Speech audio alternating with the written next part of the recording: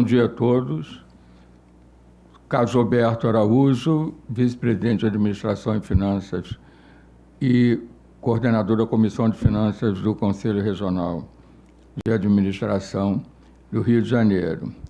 A comissão, na sua última palestra do ano, nós temos um programa de palestrantes permanentes inter, né, e extra-comissão. Nós não temos nenhum problema com relação a trazer convidados, mas, obviamente, nós temos que privilegiar os membros da comissão. Então, eu já estive, já fiz uma palestra, o professor Samuel outra, o professor Gilvan outra, e agora nós vamos ter a administradora Flávia de Paula Peixoto Pereira, que é graduada em administração pela Universidade Federal do Rio de Janeiro, mestre em administração com ênfase em finanças pela COPIAD e integrante da Comissão de Finanças. A Flávia ela tem mais de 10 anos de experiência no BNDES, exatamente na área do tema da palestra, que seria a introdução à avaliação de empresas, ou como também é conhecida, a valuation. Só uma síntese rápida. O processo de avaliação de empresas é utilizado normalmente em compra e venda de empresas, na dissolução societária, em negociações também, e também na parte como ferramenta de gestão estratégica. Existem diversos métodos para encontrar o valor justo e sua correta aplicação, dependendo do estágio da empresa e o tipo de negócio e outras características que a Flávia vai levantar. O que nós queremos ressaltar é que nós estamos iniciando esse processo de valuation com uma parte introdutória. E ano que vem nós vamos desenvolver com métodos mais quantitativos. E nós preferimos, não nesse momento, colocar tudo em pauta na nossa palestra. Vou passar agora a palavra à Flávia para que ela dê início à sua palestra. Olá, bom dia. Sou a Flávia, o Carlos já me apresentou. A ideia hoje, como ele falou, como é que a gente calcula o valor de uma empresa? Será que o faturamento dessa empresa é uma informação importante? Será que a estrutura de custos dessa empresa é uma informação importante? Será que o setor de atuação, será que o posicionamento estratégico competitivo dessa companhia é relevante? De fato, todas as informações que podem impactar as atividades da companhia podem também impactar na estimativa do seu valor justo. E é nesse sentido que a gente fala de valuation, ou dessa análise para tentar estimar qual o valor da companhia, né? Dado que é uma análise complexa, né, que envolve muitos elementos, acho que antes da gente entrar um pouquinho mais a fundo, é interessante a gente pensar qual é a importância de fazer essa análise, né? Como o Carlos falou, isso é uma análise comum quando a gente fala de grandes corporações, muito é dito em M&A, ou fusões e aquisições, e parando para pensar um pouco o que seria isso, né? Quando uma empresa vai adquirir uma outra empresa, seja uma concorrente ou uma companhia num novo setor, ainda que a empresa que vai ser adquirida possa ser uma empresa excelente operacionalmente, se o investimento feito acabar representando um valor muito alto, isso pode acabar não representando um bom negócio para a empresa adquirente. Ela pode acabar tendo seu valor depreciado, porque estamos falando aqui de retorno esperado, né? Então, essa reflexão é importante nesse sentido das grandes corporações, mas acho legal a gente trazer isso um pouco para o cotidiano, né? Uma pessoa física, por exemplo, que queira diversificar os seus investimentos, sua poupança da vida, de repente, aplicando em ações listadas em bolsa, vale o mesmo racional. Ela tendo algum ferramental para tentar chegar a alguma conclusão, se aquele preço que está sendo negociado, ele de repente ele está inflado ou não, é um preço que é um ativo que está um pouco mais depreciado, isso pode significar um retorno superior, isso vai contribuir de fato na vida dessa pessoa, né? A longo prazo ela vai conseguir uma rentabilidade maior ou menor a partir da escolha de investimentos que ela está fazendo. Pensando aqui de repente, num investidor menor que está pensando em abrir um negócio, seja uma loja, seja comprar uma franquia, é importante esse investidor ter o racional e ter algum tipo de ferramental para fazer uma análise do quanto ele espera que aquele empreendimento vai gerar em termos de faturamento e qual vai ser o custo, para ele tentar estimar de fato qual vai ser o fluxo financeiro que esse investimento inicial pode de fato gerar para ele, e essa informação vai ser muito útil na decisão desse pequeno investidor, por exemplo, de seguir adiante ou não com esse investimento. Bom, existem muitos métodos para você tentar estimar o valor de uma companhia. Eu vou apresentar alguns aqui na sequência, mas acho que antes da gente ir para o como, vamos tentar entender o que, né? O que estamos falando quando a gente fala de valuation ou de estimar o valor de uma companhia. O primeiro ponto é muito importante, é que a gente não está falando de ciência exata.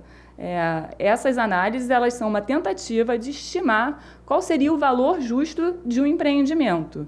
E valor, por si só, já é um conceito abstrato, né? Depende muito do interlocutor na interpretação desse conceito.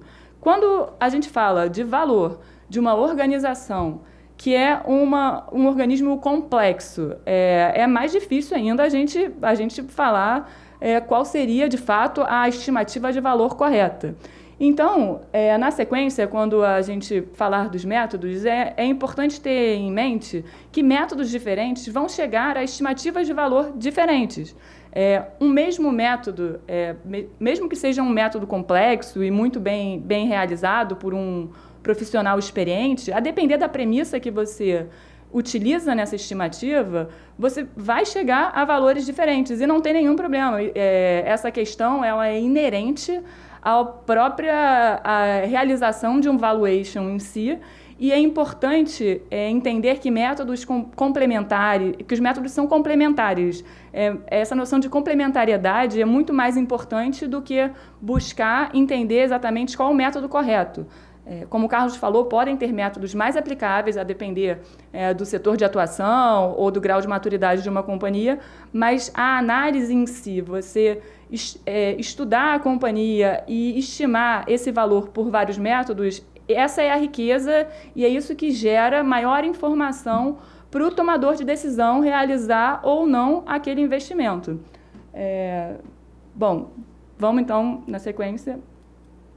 O primeiro método que eu trouxe é um método bem simples, é um método que a essência dele é que o valor da companhia, né, que o acionista dessa companhia teria direito, seria o seu valor patrimonial. Como é que a gente chega nessa métrica? É bem simples, você soma todos os ativos da companhia, ativos de curto prazo, caixa, o estoque, os ativos físicos, as máquinas, edificações, e você subtrai todas as obrigações daquela empresa, né? A dívida, o quanto ela deve a fornecedores. Aí você chega nessa métrica que é o patrimônio líquido, que é quanto os acionistas dessa companhia teriam direito.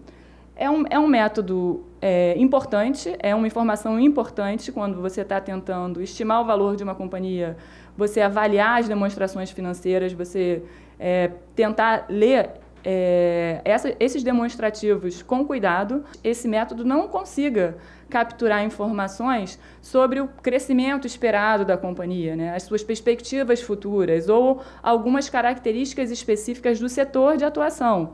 Então, ainda que seja uma informação útil, talvez ela deva ser utilizada, como eu falei, de forma complementar a outras análises disponíveis. O próximo método que eu vou trazer é o método de múltiplos de mercado.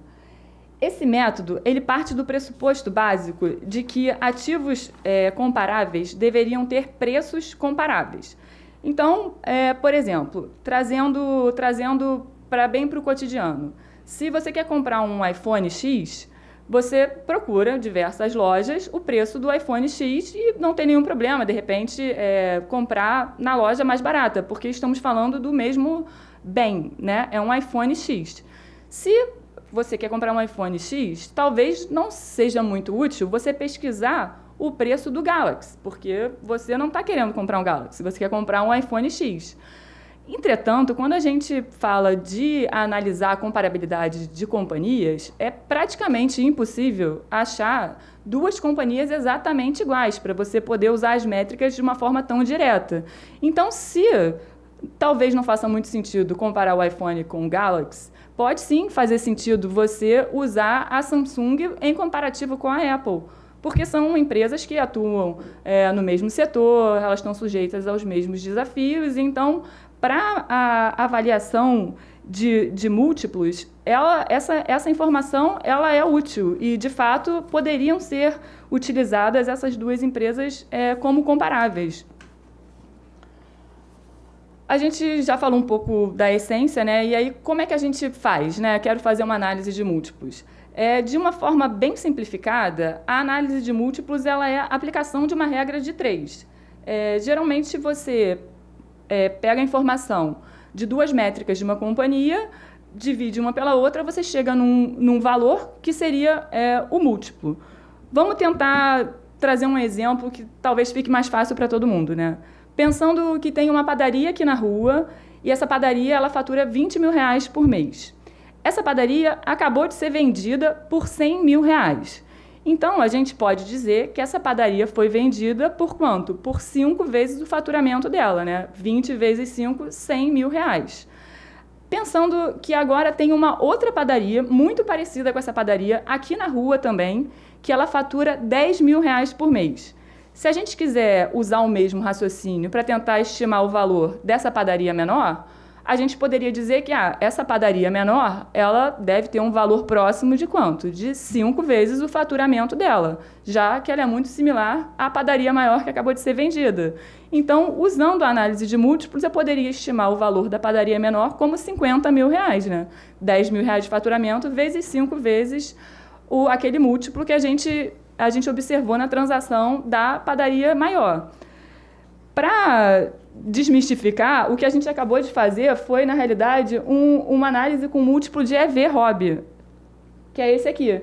EV é o Enterprise Value, que é o valor da companhia, e a ROB é a receita operacional bruta, que é muito similar ao faturamento. Então, é bem simples, de fato, aplicar essa metodologia, né? Acaba que talvez a gente não tenha muitas informações sobre compras e vendas de padaria, por exemplo, mas para as ações que são listadas em bolsa, essa análise ela pode ser bem rica, né? Porque você tem diariamente a cotação das ações disponíveis. A cotação é o valor de mercado dessas ações, né? Que é o resultado das compras e vendas diárias. Então, dado que você tem esse valor de mercado disponível diariamente, é possível que você construa múltiplos setoriais e use essa informação até para comparar as empresas. Um analista de investimento, por exemplo, que acompanha um setor específico, ele pode acompanhar, digamos assim, diariamente ou com alguma frequência, os múltiplos das companhias desse setor para tentar ter um indicativo se tem alguma dessas companhias que pode parecer ser um investimento melhor em termos de retorno do que as comparáveis do mesmo setor. A gente tem, só exemplificando, né, a gente falou desse múltiplo EV/ROB, poderia ter o EV sobre a receita operacional líquida. É muito comum o múltiplo do EV sobre o EBITDA. O EBITDA ele é basicamente uma proxy da geração de fluxo de caixa operacional. Mas quando você está analisando setores específicos, é comum você ter múltiplos que utilizam informações específicas desse setor. Para ter uma ideia, por exemplo, se a gente tivesse um mercado de padarias super líquido sendo negociado, poderia ter um múltiplo que fosse o valor da empresa sobre unidade de pão vendido. E isso extrapola para diversos setores. É comum você ter métricas de valor por tonelada ou dependendo das características do produto ou do serviço que representam a atividade da empresa. Essa metodologia ela é ela é mais ou menos simples. Então, ela poderia ser considerada até uma análise inicial, como eu falei, o investidor que acompanha um setor poderia utilizar essa metodologia, por exemplo, para ranquear as empresas e, a partir daí, fazer uma análise mais aprofundada. No exemplo da padaria, se a gente tivesse várias padarias sendo negociadas na Bolsa, e todas elas são negociadas a um múltiplo parecido com aquele que a gente calculou, de 5 vezes o faturamento. Se nós descobrirmos que tem uma padaria sendo negociada a 3 vezes o faturamento, poxa, tenderia a ser um bom investimento, porque ela estaria sendo negociada a um desconto em relação às empresas comparáveis. Nesse caso, um analista de investimento poderia, então, se debruçar para olhar mais informações dessa companhia para avaliar se, de fato, há um desconto não justificado dessa companhia em relação aos seus pares ou não. Será que essa companhia tem alguma característica específica que, de fato, o valor justo dela seja mais depreciado em relação às demais? Bom, essa análise, então, ela seria um primeiro indicativo para, aí sim, partirmos para uma análise mais aprofundada sobre a companhia que a gente está tentando estimar o valor. Então, a gente pode falar agora do método de fluxo de caixa descontado. Essa é uma análise mais abrangente. Em geral, é preciso estudar bem as demonstrações contábeis da companhia, as perspectivas setoriais, as perspectivas macroeconômicas, mas, basicamente, essa metodologia, qual é a essência, né? A essência é que o valor justo de uma companhia deveria ser representado pelo valor presente de todos os fluxos de caixa que ela vai gerar no futuro. É uma lógica de matemática financeira, de trazer a valor presente todos os fluxos que ela vai gerar no futuro. E, então, para exemplificar, eu fiz esse exemplo, que é hipotético, né? Você tem a receita, tira os custos, enfim, até você chegar no que seria a sua estimativa de geração de fluxo de caixa futuro. O mais importante daqui, ainda que pareça simples, né, a matemática financeira, é a gente entender que não, para a gente conseguir, de fato, utilizar essa metodologia de uma forma adequada, requer muita reflexão, né? Cada linha dessa envolve uma análise de diversos elementos. Falando da padaria, por exemplo, se para eu projetar a minha receita futura, começa pensando quantos pães eu vou vender ano que vem e no outro ano, né? E, enfim, como é que eu vou saber ter algum tipo de estimativa minimamente defensável de qual a quantidade de pães que eu vou vender? Geralmente, para você chegar à métrica específica da companhia, tem que ser feita uma análise. Será que a quantidade de pães ela varia mais ou menos de acordo com a variação do PIB daquele bairro? Ou não? Será que a variação da quantidade de pães ela tem uma correlação melhor com a variação do crescimento populacional do bairro? E, a partir desse início de análise, você vai construindo. Você chega na projeção de quantidades, depois tem que fazer a projeção do preço, né, porque a receita vai ser a quantidade vezes preço. No exemplo da padaria, por exemplo, para projetar os custos. Qual vai ser o preço da farinha de trigo? Será que eu tenho alguma evidência que pode ter algum tipo de crise agrícola que impacte o valor da farinha? Será que eu consigo repassar isso no preço do pão ou não? Será que eu tenho alguma evidência de que, eventualmente, os produtores rurais vão ter algum incentivo para produzir soja e não trigo e, de alguma forma, eu vou ser impactado? Então, a ideia aqui é mais exemplificar que, ainda que o output seja simples, né, e seja uma tabela com fluxos de caixa futuro, para você ter segurança e essa análise gerar uma informação, de fato, útil na tomada de investimento, ela requer uma análise complexa de cada item que está sendo projetado.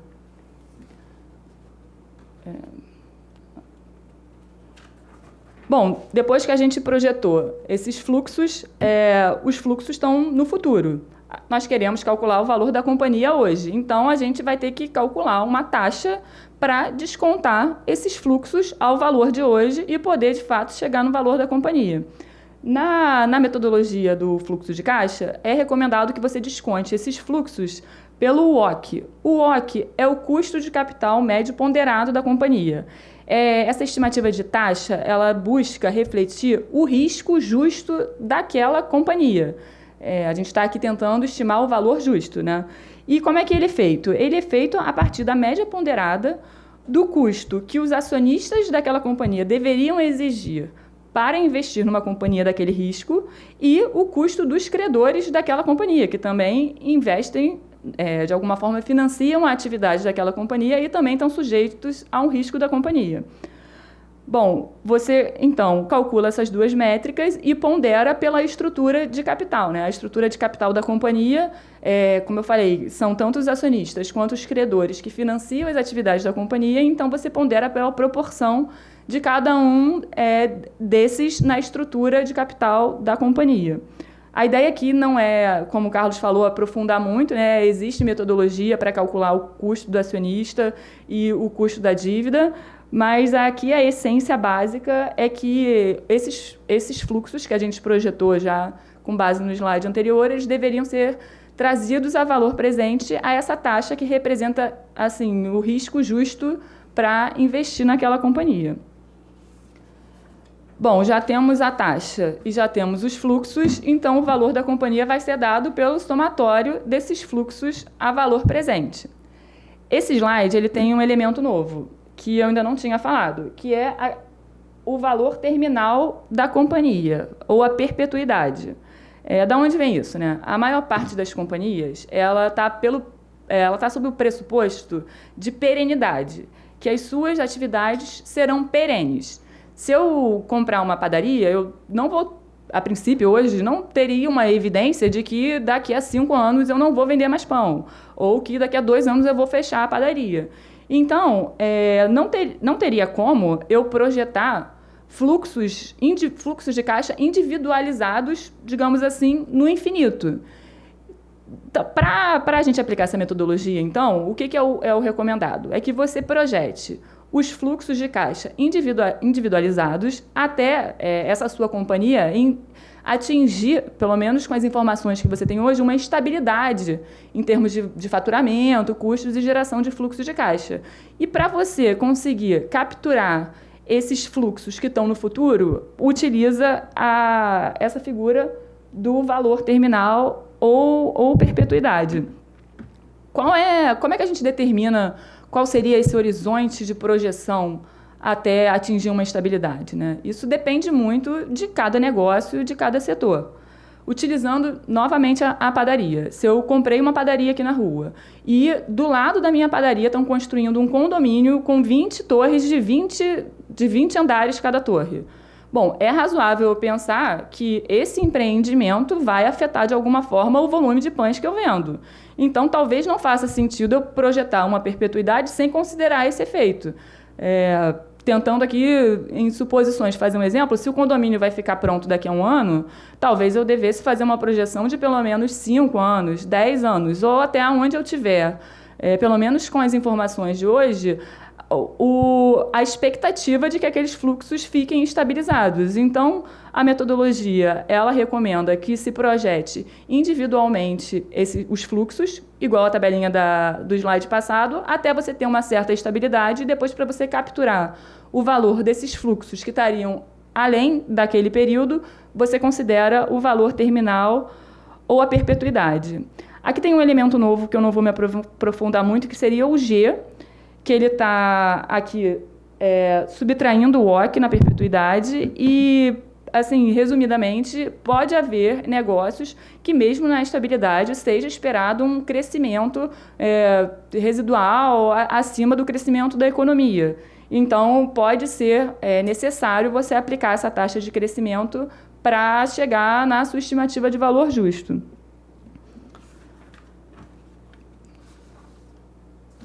Já finalizando aqui, algumas considerações finais.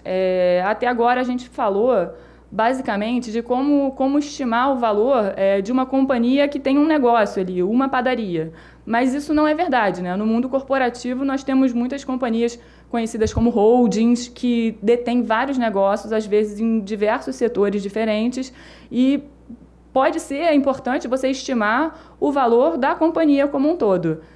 Nesse caso, o recomendado é você fazer o que é chamado de soma das partes, ou seja, você estima o valor de cada unidade de negócio separadamente, depois você soma esses valores.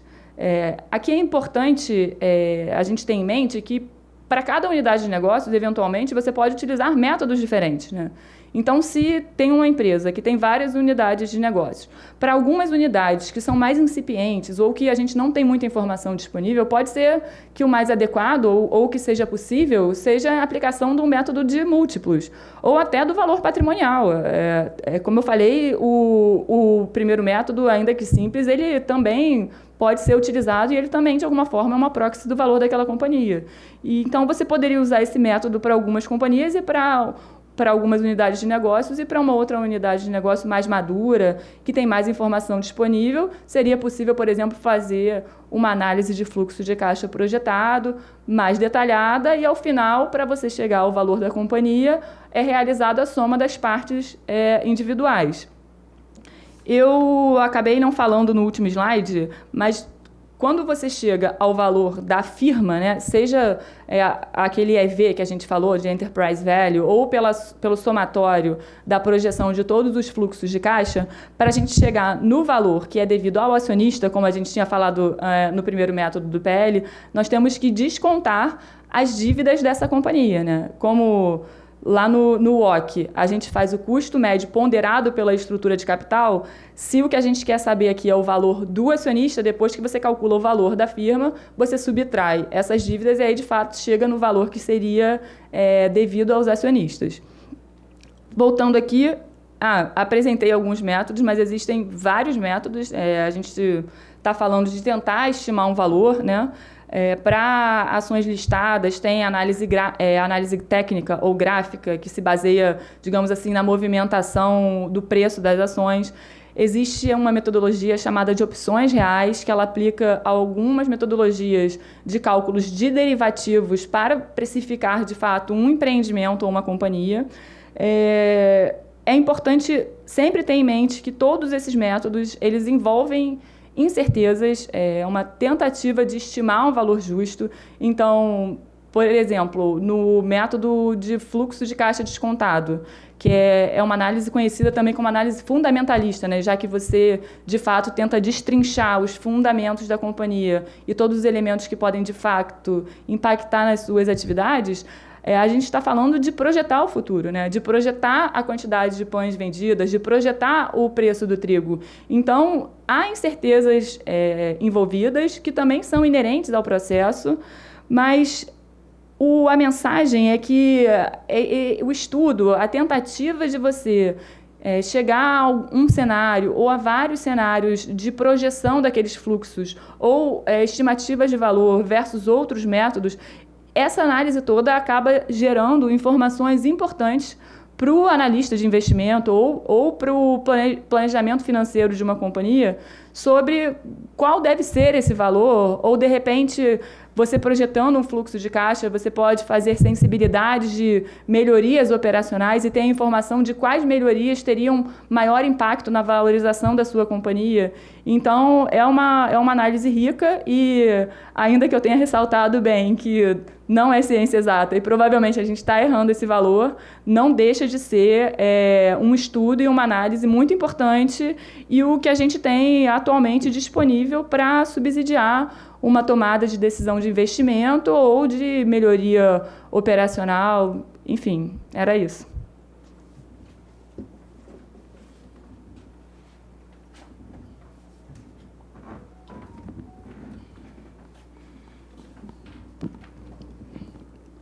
Eu não sei se chegaram algumas perguntas, chegou alguma pergunta com relação à palestra. Por favor, me façam algum sinal.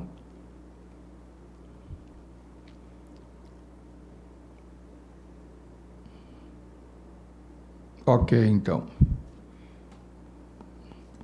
Bom, primeiro quero agradecer a palestra da Flávia. Como eu falei anteriormente, é uma introdução. O assunto não é um assunto muito simples.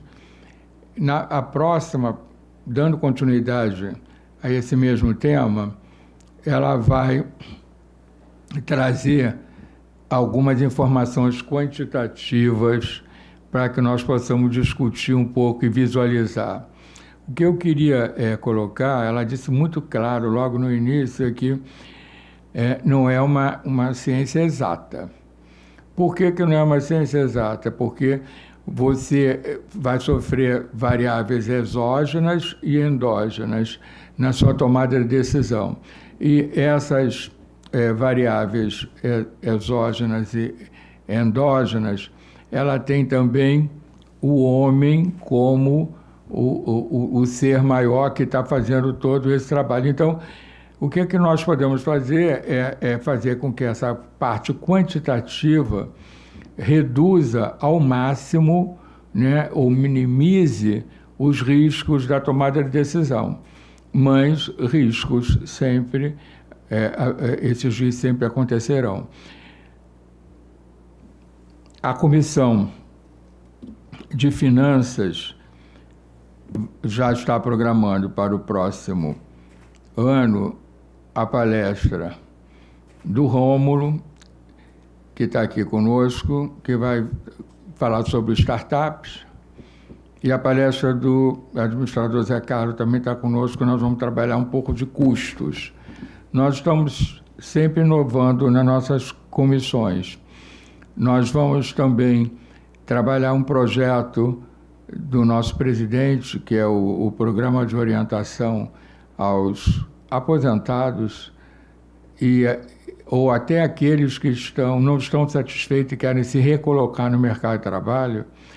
E a nossa parte vai entrar com as partes de finanças pessoais e capitalização e preparação para a aposentadoria, porque nós sabemos que com as novas regras da Previdência, as pessoas, inclusive os próprios funcionários públicos, eles vão ter que repensar como isso vai acontecer. Não adianta depois, quando estiver próximo, a gente reclamar. A gente tem que fazer um plano de médio e longo prazo para que a gente possa chegar a um resultado satisfatório. E com o passar do tempo, o que a gente vai observando?